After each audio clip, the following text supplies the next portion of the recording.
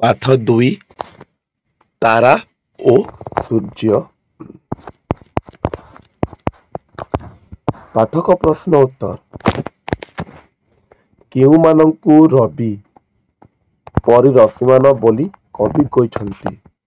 ରବି ହେଉଛନ୍ ସୂର୍ଯ୍ୟ, ହେଲେ କେଉଁମାନଙ୍କୁ ସୂର୍ଯ୍ୟ ପରି ରଶ୍ମିମାନ ବୋଲି କବି କହିଛନ୍ତି? ତାରା ମାନଙ୍କୁ। ସେମାନଙ୍କ ମନରେ ଭୟ ଅଛି ବୋଲି କବି କାହିଁକି ଉପଲବ୍ଧି କରିଛନ୍ତି?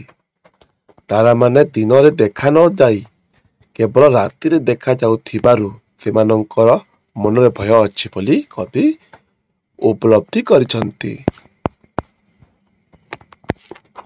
ଆମ ଭାସ୍କର କାହାକୁ ଲକ୍ଷ୍ୟ କରି କୁହାଯାଇଛି? ଆମର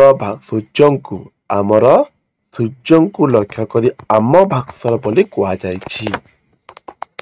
ଆମ୍ଭ ଭାସ୍କରଙ୍କୁ ଅନ୍ୟମାନେ କାହିଁକି କ୍ଷୁଦ୍ର ତାରା ବୋଲି କହନ୍ତି?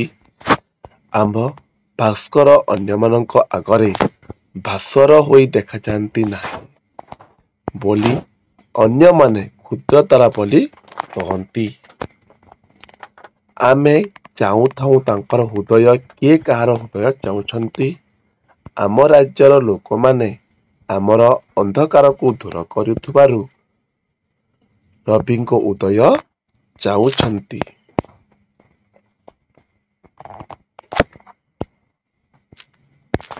2 ନମ୍ବର, ତାରାଗଣ କେବଳ ନିଜର ଜଗତକୁ ଆଲୋକିତ କରିଛନ୍ତି। ଏଥିରୁ କେଉଁ ଭାବ ପ୍ରକାଶ ପାଇଛି? ତାରାଗଣ କେବଳ ନିଜର ଜଗତକୁ ଆଲୋକିତ କରିଛନ୍ତି।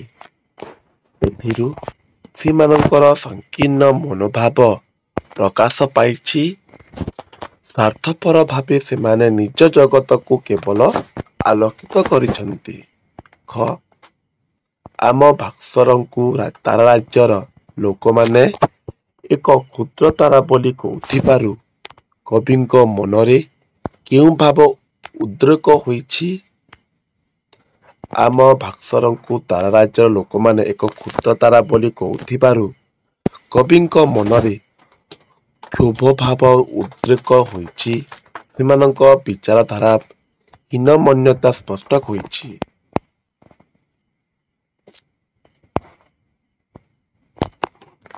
ଗ ନମ୍ବର, ତାରାମାନଙ୍କ ରାଜ୍ୟରେ ଆମ ସୂର୍ଯ୍ୟ କାହିଁକି ଦେଖାଯାଆନ୍ତି ନାହିଁ? ତାରାମାନଙ୍କ ରାଜ୍ୟରେ ତାରାମାନେ ନିଜର ଜଗତକୁ ଆଲୋକିତ କରୁଥିବାରୁ ଆମ ସୂର୍ଯ୍ୟ ଦେଖାଯାଆନ୍ତି ନାହିଁ। ଘ. କେଉଁ କଥାରେ ମହତଜନ ମାନେ ବିବ୍ରତ ହୋଇ ନଥାନ୍ତି? ଯାହାକୁ ଯେଉଁ କଥା ଯେଭଳି ଦେଖାଯାଏ ସେ ସେହିଭଳି କହିଥାଏ। ତେବେ ଏ କଥାରେ ମହତଜନମାନେ ବିବ୍ରତ ହୋଇ ନଥାନ୍ତି। ତାରାମାନଙ୍କର ରବିପଣ କେବଳ ସେମାନଙ୍କର ରାଜ୍ୟରେ ସୀମିତ ବୋଲି କୁହାଯାଇଛି କାହିଁକି? ତାରାମାନେ ସେମାନଙ୍କ ରାଜ୍ୟରେ ପ୍ରଚୁର କିରଣ ଦେଉଥିଲା ବେଳେ ଅନ୍ୟ ରାଜ୍ୟରେ ତାହାର ପ୍ରଭାବ ନଥାଏ। ତେଣୁ ତାରାମାନଙ୍କର ରବିପଣ କେବଳ ସେହିମାନଙ୍କର ରାଜ୍ୟରେ ସୀମିତ ବୋଲି କୁହାଯାଇଛି। 3 ନମ୍ବର, ସରଳାର୍ଥ ଲେଖ କୁହାଯାଇଛି। ଯାହାକୁ ଯେମନ୍ତି ଦିଶେ ତେମନ୍ତି ସେ ଭାସେ। ଉକ୍ତ ପଦ୍ୟାଂଶଟି ତାରା ସୂର୍ଯ୍ୟ ଶୀର୍ଷକ କବିତାରୁ ଆନୀତ। ଏହି ପ୍ରସଙ୍ଗରେ କବି ଗଙ୍ଗାଧର ମେହେର କୌଣସି ଘଟଣା ଅନୁଭବ କ୍ଷେତ୍ରରେ ମଣିଷର ନିଜର ବିଚାରଧାରାର ଗୁରୁତ୍ୱ ବିଷୟରେ ବର୍ଣ୍ଣନା କରିଛନ୍ତି। ତାରା ଓ ସୂର୍ଯ୍ୟକୁ ବର୍ଣ୍ଣନା କରି କବି ଏକ ତୁଳନା ଆଣିଛନ୍ତି। ସୂର୍ଯ୍ୟଙ୍କୁ ତାରା ରାଜ୍ୟର ଲୋକେ କ୍ଷୁଦ୍ର କହୁଥିବା ବେଳେ ଆମ ରାଜ୍ୟର ସୂର୍ଯ୍ୟ ମହାନ। ତାରା ରାଜ୍ୟର ଲୋକଙ୍କ ଭାବନାରେ ଆମ ରାଜ୍ୟର ସୂର୍ଯ୍ୟଙ୍କର ଆକଳନ ଗୁରୁତ୍ୱହୀନ। କାରଣ ଯାହାକୁ ଯାହା ଯେମିତି ଦେଖାଯାଏ ତାକୁ ସେହିଭଳି ବର୍ଣ୍ଣନା କରିଥାଏ। ଏଥିରେ ମହତ ମାନଙ୍କର କିଛି ଯାଏ ଆସେ ନାହିଁ। ପ୍ରସଙ୍ଗଟି ଶିକ୍ଷଣୀୟ। ଖ ନମ୍ବରର ସରଳାର୍ଥ। ଯେ ଯାହାର ହିତ କରେ ନହେଲେ ତା ନାମ ଆମ ଦେଶେ କହୁଥାଉ ନିମକ ହରାମ। ଉକ୍ତ ପଦ୍ୟାଂଶଟି ତାରା ସୂର୍ଯ୍ୟ ଶୀର୍ଷକ କବିତାରୁ ଆନିତ। ଏହି ପ୍ରସଙ୍ଗରେ କବି ଗଙ୍ଗାଧର ମେହେର ହିତକାରୀ ପ୍ରତି କୃତଜ୍ଞତା ସ୍ୱୀକାର କରିବା ଆମର ପରମ୍ପରା ବୋଲି ପ୍ରକାଶ କରିଛନ୍ତି। କବି ତାରା ଓ ସୂର୍ଯ୍ୟଙ୍କ ମଧ୍ୟରେ ଏକ ତୁଳନାତ୍ମକ ଭାବ ପ୍ରକାଶ କରି ସୂର୍ଯ୍ୟଙ୍କୁ ମହାନ ବୋଲି ବର୍ଣ୍ଣନା କରିଛନ୍ତି। ଆମ ଦେଶରେ ସୂର୍ଯ୍ୟ ଅନ୍ଧକାର ବିନାଶ କରୁଥିବାରୁ ଆମେ ତାଙ୍କର ଉଦୟ ଚାହୁଁ। ତାରା ଯେଡ଼େ ବଡ଼ ହେଲେ ମଧ୍ୟ ଅନ୍ଧକାର ନାଶ ପାଇଁ ତାର ପ୍ରଭାବ ନଥିବାରୁ ଆମର କିଛି ଲାଭ ନାହିଁ। ଆମ ଦେଶରେ ଆମେ ହିତକାରୀ ପ୍ରତି କୃତଜ୍ଞତା ଜଣାଇଥାଉ। ଏହା ନ କରେ ଯେ ନିମକ ହରାମ ବୋଲି ଆମେ ତାକୁ କହୁ। ତେଣୁ ଆମେ ସୂର୍ଯ୍ୟଙ୍କ ନିକଟରେ କୃତଜ୍ଞତା କରୁ। ପ୍ରସଙ୍ଗଟି ଶିକ୍ଷାମୂଳକ। ନମ୍ବର 05 ଦେଖ। ନମ୍ବର 4 କୁହାଯାଇଛି ପ୍ରତି ଶବ୍ଦ ଦୁଇଟି ଲେଖା। ଇନ୍ଦ୍ର ରଜନୀର ରାତି ବିଭାରୀ, ଭାସ୍କର ତପନ ରବି, ସୂର୍ଯ୍ୟ ଗଗନ ହଉଛନ୍ତି ଆକାଶ ନଭ, ତମ ଅନ୍ଧାର ତମିଶ୍ରା ତାରା, ନକ୍ଷତ୍ର ତାରକା, ଲାଭ କ୍ଷତି। ଦେଖୁଛି 5 ନମ୍ବର ବିପରୀତ ଲେଖ।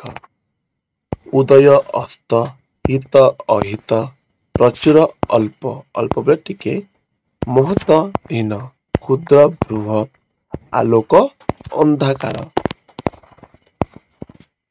ନମ୍ବର 7 ଆଉ ନମ୍ବର 6 ଦେଖ। ତଳେ ଦିଆଯାଇଥିବା ଶବ୍ଦ ଗୁଡ଼ିକୁ ପୁରୁଷ ଭିତରେ ସଜାଇ ଲେଖ। ପ୍ରଥମ ପୁରୁଷ ହେଲା ଆମ୍ଭ, ଦ୍ୱିତୀୟ ପୁରୁଷ ହେଲା ତୁମେ ଆଉ ତୁମ୍ଭେ, ତୃତୀୟ ପୁରୁଷ ସେ, ତାରା, ରବି। ଅଧିକ ଲୋକ ଥିଲେ।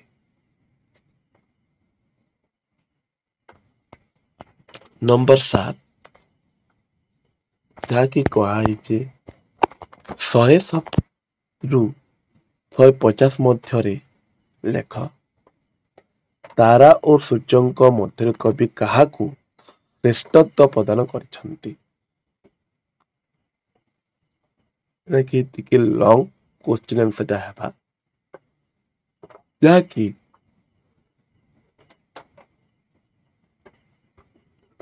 ତମେ 2 ଲାଇନ୍ ଗୋଟେ ପାଇବା ବୋଲି ଲେଖିବାର ଅଛି। ଜାଣିଲେ ହେଲା।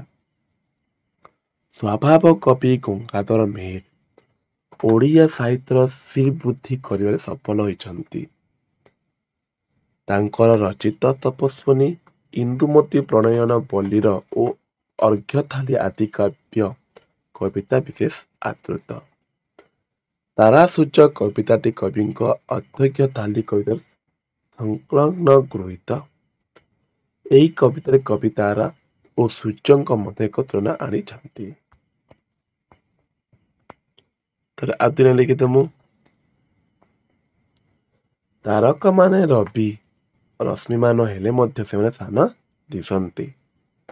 ସେମାନେ ଦିନରେ ଦେଖା ନ ଯାଇ ରାତିରେ ଦେଖାଯାଆନ୍ତି।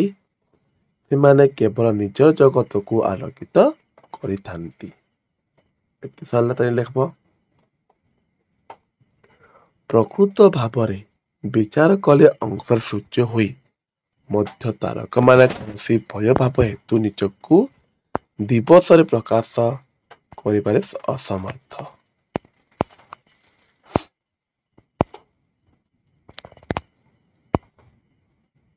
ଲେଖବ ସୂର୍ଯ୍ୟ ଆମର ହିତ ସାଧନ କରନ୍ତି। ଆମେ ସୂର୍ଯ୍ୟଙ୍କ ନିକଟରେ ଆମର କୃତଜ୍ଞତା ଜ୍ଞାପନ କରୁ।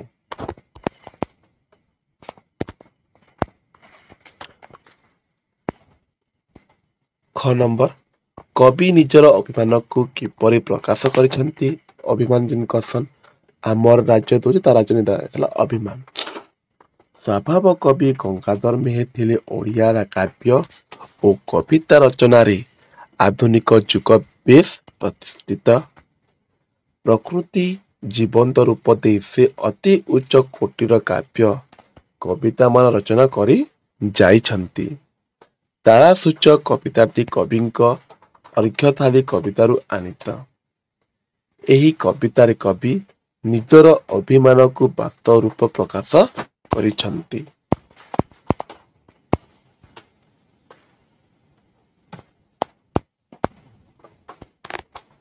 କବିଙ୍କ ବିଚାର ତାରକମାନେ ରଶ୍ମିମାନ ହୋଇ ମଧ୍ୟ ସ୍ଥାନ ଦେଖାଯାଆନ୍ତି।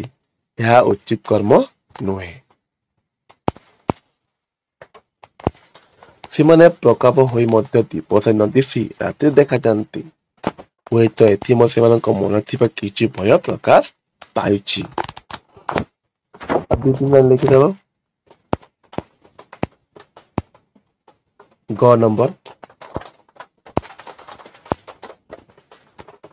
ତାରା ସୂର୍ଯ୍ୟ କବିତାର ଭାବ ଆମକୁ ଏକ ମହାଶିକ୍ଷା ପ୍ରଦାନ କରେ କିପରି?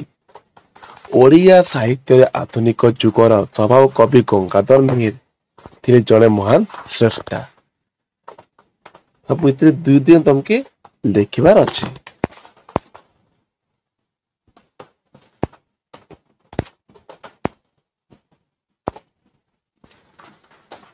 ଲେଖିବ ସୂର୍ଯ୍ୟଙ୍କୁ ତାରାରାଜ ଲୋକେ କ୍ଷୁଦ୍ର ବୋଲି କହୁଥିଲେ ମଧ୍ୟ ସେଥିରେ ସୂର୍ଯ୍ୟଙ୍କର ମହାନ ହାନି ହୁଏ ନାହିଁ। କାରଣ ଯାହା ଯେମିତି ଦିଶେ ତାହାକୁ ସେ ସେହି ବୋଲି ପ୍ରକାଶ କରେ। ଏଥିରେ ମହତ୍ ଲୋକମାନଙ୍କ କିଛି ଯାଏ ଆସେ ନାହିଁ। ଏଇଟା ରହିଲା ତାରା ସୂର୍ଯ୍ୟର ପ୍ରଶ୍ନ ଉତ୍ତର